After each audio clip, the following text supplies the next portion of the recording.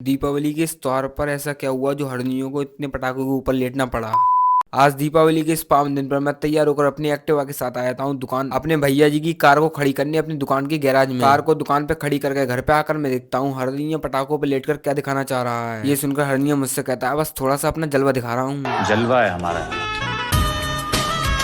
अंदर चाचा जी टेल पे नाल को रखकर मुझसे कहते हैं भाई आज ऑमलेट नहीं बनाऊंगा, आज तेल का ऑमलेट बनाऊंगा। फिर हम सब मिलकर करते हैं पूजा। पूजा करने के बाद मैं दिए रखने आता हूँ मंदिर में। दिए मंदिर में रखने के बाद मैं बाइक पर बैठकर चाचा जी के साथ आ जाता हूँ अपनी दुकान। यहाँ आकर सबसे पहले काम निपटाते हैं मोमबत्ती लगाने का, फिर फोड़ते हैं आतिशबाजी।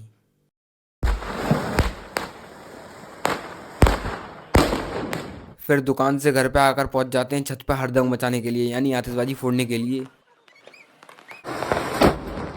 फिर चाचा जी हमारे प्यारे लड्डू गोपाल को छत पे ले आते हैं आतिशबाजी दिखाने के लिए। सभी को मेरी तरफ से हैप्पी दीपावली।